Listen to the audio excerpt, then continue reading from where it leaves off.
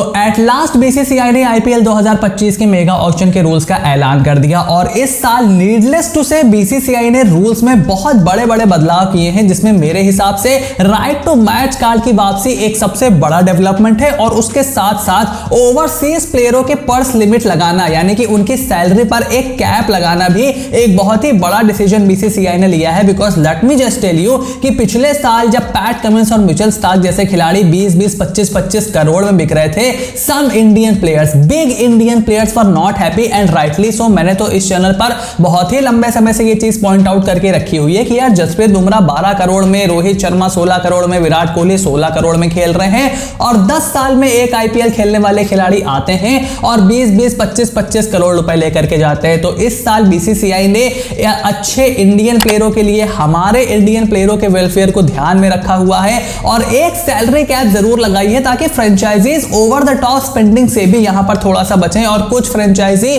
जो कि बहुत ज्यादा पैसे खर्च करने के लिए मशहूर हैं उनका भी इस रूल से फायदा होने वाला है। लेकिन उसके अलावा जो रिटेंशन स्लैब्स निकल करके आए हैं इस समय, यानी कि फर्स्ट रिटेंशन को 18 करोड़, सेकंड रिटेंशन को 14 करोड़, फिर 11 करोड़, फिर 18 करोड़ और फिर 14 करोड़ और उसके साथ एक अनकैप प्लेयर भी आप रिटेन कर सकते हो। ये एक बहुत ही बड़ी डेवलपमेंट है। अब लोगों का यहां पर कहना है कि बीसीसीआई ने बहुत ही बेहतरीन ये रूल बनाया है, मैं भी उनमें से एक हूं। मुझे लगता है कि बीसीसीआई ने इसके साथ साथ देखो ये भी इंश्योर कर दिया कि most of the player auction में आए और काफी सारी फ्रेंचाइजीज जो है वो थोड़ी सी रिलक्टेंट जरूर होंगी इस रिटेंशन पॉलिसी से खिलाड़ियों को रिटेन करने के लिए। तो उनको राइट टू मैच कार्ड का ऑप्शन भी दिया गया है, यानी कि अगर आप दिल से चाहते हो तो आप अपने पुराने प्लेयर को अपनी टीम में ले सकते हो, लेकिन उन प्लेयर को उनकी मार्केट वैल्यू देने के बाद। लेकिन इतना सिंपल ये जो दिखाई दे रहा है, ये चीज बहुत ज्यादा इतनी भी सिंपल नहीं है। यहां पर थोड़ा सा एडवांटेज कुछ फ्रेंचाइजीज को जा रहा है because of their team dynamics और इस वीडियो में हम यही बात करने वाले हैं।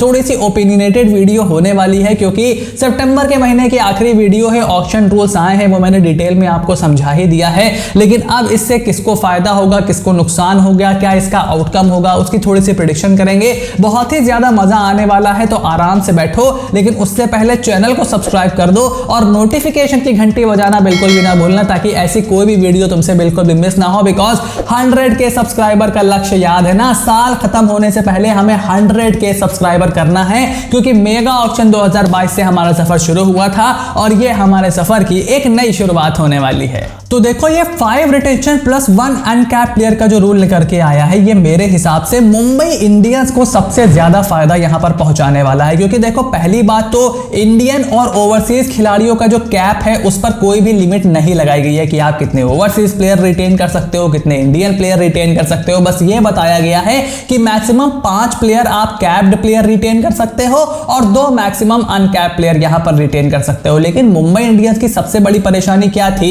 मुंबई की परेशानी यह थी कि अगर हम हार्दिक और बुमराह को सबसे ज्यादा पैसे दे देंगे तो सूर्या और रोहित हमसे छिटक जाएंगे। अगर हम सूर्या और रोहित को सबसे ज्यादा पैसे दे देंगे तो हमसे हार्दिक और बुमराह छिटक जाएंगे। तो किस तरीके से अपनी टीम को, अपने बेस को यहां पर एक्वायर करके रखना और उसके साथ साथ खिलाड़ियों को उनके मार्केट वैल्यू के हिसाब से पैसा देना, यह सबसे बड़ा लक्ष्य यहां पर था मुंबई इंडियंस के लिए और वो यहां पर बीसीसीआई ने पूरी तरीके से क्लियर कर दिया जब ये रूल निकल करके आए। और मुंबई इंडियंस अगर चाहती है, अगर वो वाकई सीरियस है रोहित शर्मा को रोकने के लिए, सूर्य कुमार यादव को रोकने के लिए, तो अब उनके लिए रास्ता थोड़ा सा आसान हो गया है। कॉन्ट्रैरी टू द अदर पीपल जो बोल रहे हैं कि मुंबई के लिए बुरा हुआ, यह मुंबई के लिए आसान हुआ है। कम से कम एक रास्ता तो खुला उनको रोकने के लिए। तो मेरे हिसाब से नंबर 1 रिटेंशन अगर वो बुमराह या हार्दिक में से किसी एक को बनाते हैं तो 2 ऑब्वियसली हार्दिक या बुमराह में से जो 1 होगा उसके बाद कोई 2 हो जाएगा। तीसरे नंबर पर आप तिलक, ईशान किसी को भी रख सकते हो। इसके बारे में हम डिटेल में बात करेंगे जब हम मुंबई इंडियंस की एक फुल फ्लेज्ड वीडियो लेकर के आएंगे। अक्टूबर में ये पूरी सीरीज हमारी चलने वाली है। ऑब्वियसली न्यूज और अपडेट तो हम आपको देते ही रहेंगे, बट लब्बल लबाब ये है, मोटी मोटी बात ये है कि खिलाड़ियों को, खास करके रोहित, बुमराह, सूर्या और हार्दिक, इन 4 प्लेयरों को देने के लिए अब मुंबई इंडियंस को रिटेन करने के लिए रास्ता खुल गया है। बस इसका डिसएडवांटेज ये होगा कि पर्स उनका बहुत ज्यादा खर्चा हो जाएगा। बट यार अगर आप पिछले साल भी देखो, मतलब 2022 का मेगा ऑक्शन भी देखो, तो पर्स तो खर्चा होता ही था। तब आपका पर्स 100 करोड़ होता था तो 16-16 करोड़ फर्स्ट रिटेंशन की लिमिट होती थी। अब आपका 120 करोड़ हो गया है तो 18-18 करोड़ लिमिट हो गई है। सो आई डोंट थिंक सो कि ये उतना बड़ा मैटर प्लेयर है जितना बड़ा इसको लोग समझ रहे हैं। अगर आप 60-65 करोड़ रुपीस खर्च भी कर देते हो तो आपके 5-6 प्लेयर भी तो आ गए, तो आप आराम से अपनी टीम बना सकते हो। अपने कोर को रिटेन करने के बाद और छोड़ने के लिए आप विवश नहीं हो यहां पर, क्योंकि अगर आप मान लो छोड़ भी दोगे तो भी आप ऑक्शन में जब जाओगे तो 2-3 प्लेयर तो 14-15 करोड़ के आप खरीदोगे ही, तो लमसम बैठेगा वही। बस वो एक मेंटालिटी होती है कि यार इतना पैसा लेकर के हम ऑक्शन में जा रहे हैं, इतना ये इतना वो है, तो खर्चा ही करने के लिए तो लेकर के जा रहे हो। तो अगर आपको पहले से ही अच्छे प्लेयर मिल जाते हैं जो कि आपका बैलेंस बना देंगे, एक ओपनर, एक मिडिल ऑर्डर, एक पेस बॉलिंग ऑलराउंडर, दुनिया का बेस्ट फास्ट बॉलर, तो कोर तो आपका वैसे ही तैयार हो जाएगा। सो आई थिंक ये रूल मुंबई इंडियंस के लिए फायदेमंद साबित हो सकता है। और उसके बाद पुराना रूल यानी कि अनकैप प्लेयर का रूल भी बीसीसीआई यहां पर लेकर के आया है, जहां पर 5 साल से इंटरनेशनल क्रिकेट ना खेल रहा भारतीय खिलाड़ी as an uncap player retain हो सकता है इन देयर आईपीएल फ्रेंचाइजी। और मुझे आपको बताने की जरूरत नहीं है कि now the deck has absolutely been cleared and Mahendra Singh Dhoni is all set to play in IPL 2025 as an uncap player. हालांकि मुझे धोनी के खेलने को लेकर को तो बहुत ज्यादा डाउट कभी था ही नहीं, बट नाउ द जो डस्ट है वो और ज्यादा सेटल हो गई है, मतलब और रास्ता पूरी तरीके से क्लियर हमें दिखाई दे रहा है यहां पर। और महेंद्र सिंह धोनी के इस अनकैप प्लेयर के रूल को यार आप बोल सकते हो थला फॉर अ रीजन है, उनके लिए रूल आया है जो कि आया ही है। मैं कई बार बता चुका हूं कि धोनी को आईपीएल की उतनी जरूरत नहीं है जितनी आईपीएल को धोनी की जरूरत है। इनफैक्ट उनकी जो राइवल फ्रेंचाइजीज हैं वो भी चाहती हैं कि धोनी आईपीएल खेलो। So what can we do about it. But यार मेरा पॉइंट ऑफ व्यू यहां पर यह है कि रूल चेंज करना एक प्लेयर के लिए ये मतलब अच्छे से अच्छा नहीं लगता, मतलब मुझे बहुत ज्यादा कंफर्टेबल ये करता नहीं है। धोनी को आईपीएल खेलना है, आप थर्ड रिटेंशन बन करके खेलो ना। आप पहले भी 12 करोड़ में खेल ही रहे थे, तो आप थर्ड रिटेंशन बन करके भी खेल सकते हो 11 करोड़ में। उसके लिए रूल चेंज करने की जरूरत नहीं थी, बिकॉज 4 करोड़ में अब आप रिटेन हो गए तो 6-7 करोड़ लेकर के आप वैसे भी कौन सा बहुत ही बड़ा प्लेयर खरीद लोगे। हाँ, थोड़ा बहुत फर्क पड़ सकता है, but at the end of the day I am not really comfortable with the rule, but that is the way it is. And Mahendra Singh Dhoni जो आईपीएल का ये अनकैप प्लेयर का रूल आया है उससे आईपीएल में तो खेलने ही वाले हैं, बट अब देखना यह है कि क्या धोनी के बाद भी ये रूल रहेगा, क्या धोनी के बाद और प्लेयरों को भी इसका फायदा मिल सकता है। बिकॉज आने वाले समय में विराट कोहली हो गए, रोहित शर्मा हो गए, ये बंदे भी रिटायरमेंट लेंगे। रिटायरमेंट के क्या ये धोनी जितना लंबा करियर खींच पाएंगे? I really don't think so, because Rohit Sharma तो ऑलरेडी 38-39 के हो जाएंगे जब तक अगला आईपीएल आएगा। And Virat Kohli will also be turning 36-37 very soon. So मुझे नहीं लगता कि इनके लिए उतना बड़ा नियम रहेगा।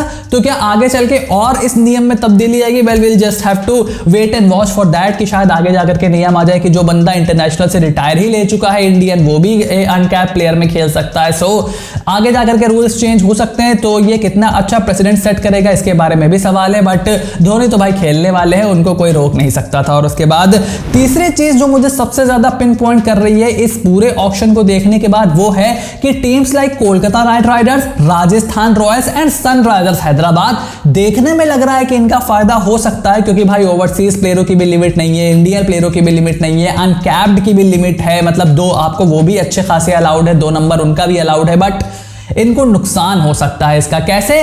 जब इन टीम्स की रिस्पेक्टिव वीडियो आएगी तो और डिटेल में आपको समझ में आएगा, जिसमें मैं बताऊंगा कि कौन सा प्लेयर इनको रिटेन करना चाहिए, किसको रिलीज करना चाहिए। बट राइट नाउ मैं यही बता सकता हूं कि देखो, कोलकाता नाइट राइडर्स को आप उठाओ या फिर राजस्थान रॉयल्स को उठाओ या फिर आप एसआरएच को उठाओ, ठीक है, इसमें कोई भी एक ऐसा प्लेयर नहीं है जो आप पिन पॉइंट कर दो कि 18 करोड़ डिजर्व करता है या 16 करोड़ डिजर्व करता है। समझ रहे हो? मतलब जैसे राजस्थान रॉयल्स है, अब उसमें संजू सैमसन, जॉस बटलर, यशस्वी जायसवाल, रियान पराग, ये आपके मोस्ट लाइकली रिटेंशंस होंगे।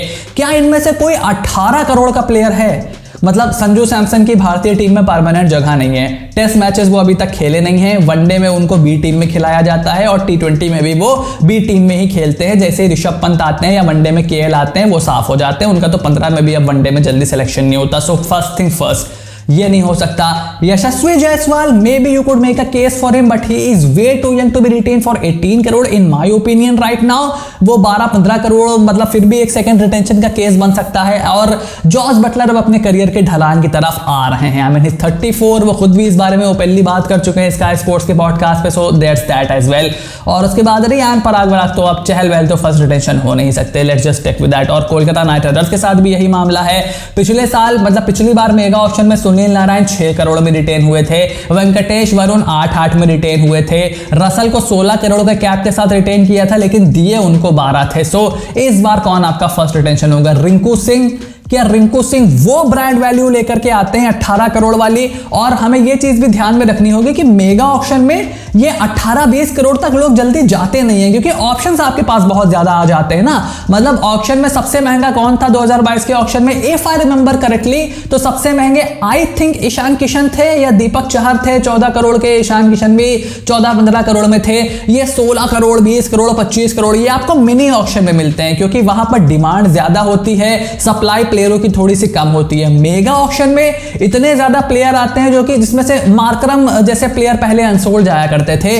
2022 के मेगा ऑक्शन में क्लासिन जैसे प्लेयर अनसोल्ड चले गए थे और बहुत सारे प्लेयर चहल 5 करोड़ में बिक गए थे। एंड इफ आई रिमेंबर कि मोहम्मद शामी हो गए, राहुल तेवतिया हो गए, ये सब 8-8, 9-9 करोड़ में बिक गए थे। और फ्रेंचाइजीज से हम बहुत ज्यादा अकलमंदी की उम्मीद भी नहीं रखते हैं, क्योंकि शशांक सिंह पर जहां मुझे उम्मीद थी कि पिछले साल बिडिंग वॉर होगा, उन पर तो 20 लाख में वो चले गए। So there's that as well. So Kolkata Knight Riders, Sunrisers Hyderabad, इनके पास कोई ऐसा ब्रांड वाला प्लेयर नहीं है जो 18 करोड़ ले पाए। सो उनको थोड़ा सा दिल पे पत्थर रख के देना पड़ेगा किसी को, अगर वो रिटेन करते हैं। किसको करेंगे इसके बारे में हम उनकी रिस्पेक्टिव वीडियो में बात करेंगे, बट मेरे हिसाब से ये था आईपीएल 2025 के मेगा ऑक्शन के रिटेंशन स्लैब्स का पूरा एनालिसिस, और उसके साथ साथ जो ओवरसीज प्लेयरों की कैप लगाई है उस पर आप क्या सोचते हो मुझे कमेंट बॉक्स में लिख करके जरूर बताओ। चैनल को सब्सक्राइब करो, नोटिफिकेशन की घंटी बजा करके रखो ताकि ऐसी कोई भी वीडियो तुमसे मिस ना हो, और यह भी बताओ कि तुम्हारे हिसाब से किस टीम का फायदा होगा और किस टीम का नुकसान। Stay tuned and I will see you soon in the next